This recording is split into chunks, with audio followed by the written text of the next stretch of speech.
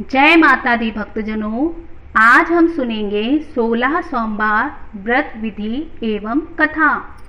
16 सोमवार का व्रत चैत्र, वैशाख, श्रावण, मार्गशीर्ष, कार्तिक मास में शुक्ल पक्ष के प्रथम सोमवार से प्रारंभ करना चाहिए।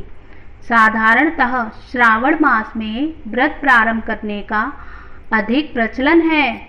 व्रत रखने वाले स्त्री और पुरुष को चाहिए कि प्रातः काल जल में काला तिल डालकर स्नान करें। पूजा घर में सुंदर सी शिव परिवार की तस्वीर रखें।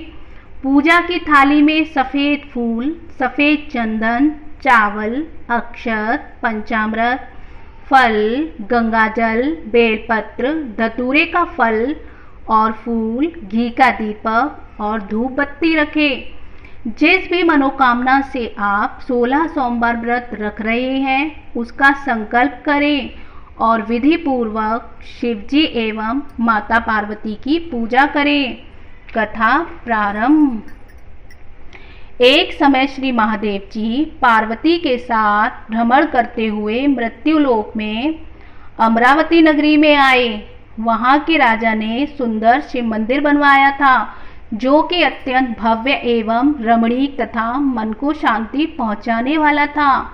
भ्रमण करते समय शिव पार्वती भी वहां ठहर गए।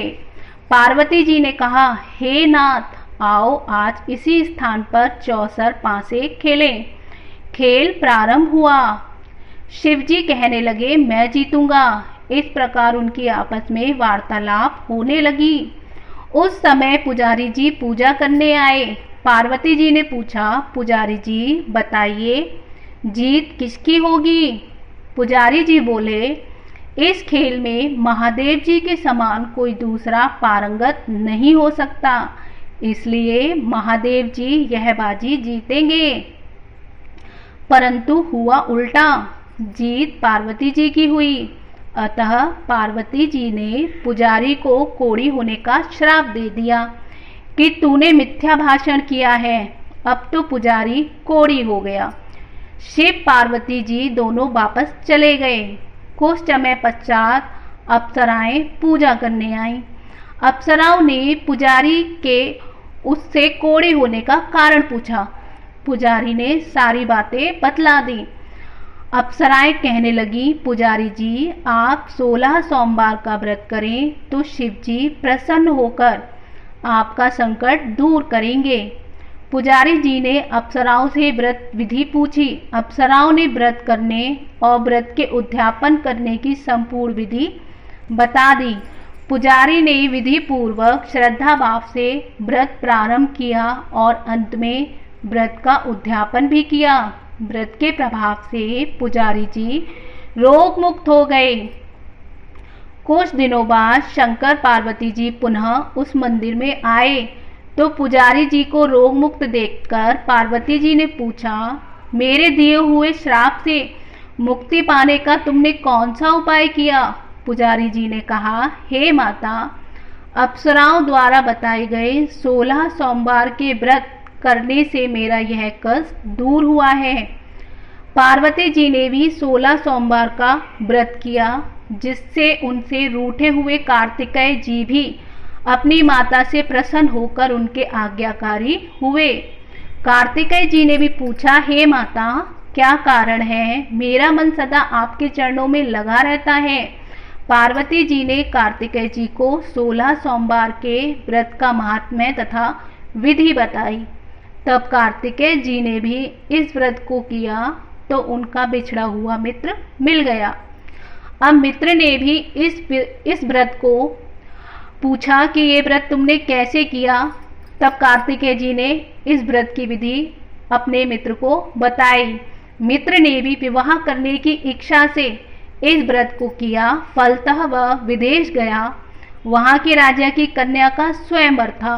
राजा ने प्रण किया था कि हथनी जिस व्यक्ति के गले में वरमाला डाल देगी उसी के साथ राजकुमारी का विवाह करूंगा।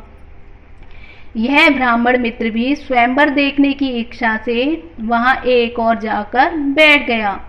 हथनी ने माला इसी ब्राह्मण मित्र को पहनाई।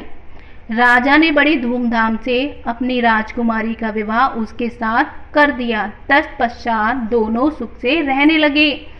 एक दिन राजकन्या ने पूछा, हे नाथ, आपने कौन सा पुण्य किया जिससे हथनी ने आपके गले में वरमाला पहनाई? ब्राह्मण पति ने कहा, मैंने कार्तिकेय जी द्वारा बताए गए 16 सोमवार का व्रत पूर्ण विधि विधान सहित श्रद्धा भक्ति से किया, जिसके फल के कारण मुझे तुम्हारे जैसी सौभाग्यशाली पत्नी मिली। अब तो राजकन्या ने भी सत्य पुत्र प्राप्ति के लिए व्रत किया और सर्वगुण संपन्न पुत्र प्राप्त किया। बड़े होकर पुत्र ने भी राज्य प्राप्ति की कामना से 16 सोमवार व्रत किया। राजा के देवलोक होने पर इसी ब्राह्मण कुमार को राजगद्दी मिली। फिर भी वह इस व्रत को करता रहा। एक दिन उसने अपनी पत्नी से पूजा सामग्री शिवालय ले चलने को कहा, परंतु उसने पूजा सामग्री अपनी दासियों द्वारा भिजवा दी।